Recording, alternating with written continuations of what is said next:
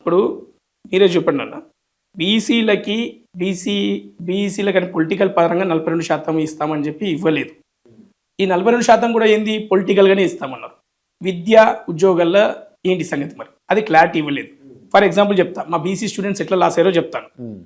ఇప్పుడు number of engineering seats in Telangana ఎన్ని ఉన్నాయన్న మొత్తం బీసీలో? మనం యాక్చువల్గా మనం గూగుల్ క్రోమ్లో కొడితే వస్తాయన్న. దాంట్లో నియర్లీ 1,45,557 సీట్లు, నియర్లీ 1,50,000 వరకు ఉన్నాయి. దాంట్లో 23% అంటే 33,478. 42% అంటే 61,133.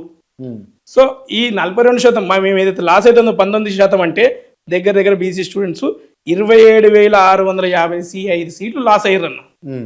అలాగే ప్రొఫెషనల్ కోర్సెస్ ఎంబీబీఎస్ చూస్తే ఆ 19% డిఫరెన్స్తో 834 సీట్లు లాస్ అయ్యారు.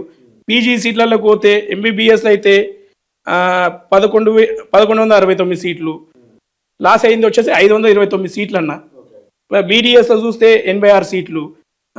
లాస్ ఎట్లా చూసుకుంటే నియర్లీ 3 ఇయర్స్ లా కోర్స్ ఒకటి ఉంటుంది, 5 ఇయర్స్ లా కోర్స్ ఒకటి ఉంటుంది అన్న.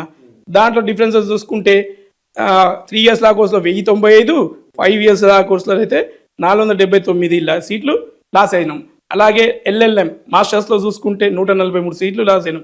ఇట్లా పాలిటెక్నిక్ కోర్సెస్ అనుకోండి, ఇంకా కొన్ని ప్రొఫెషనల్ కోర్సెస్ అనుకోండి, ఇంజనీరింగ్ సీట్స్ అనుకోండి, ఇలా చాలా లాస్ అవుతూ పోతున్నాం.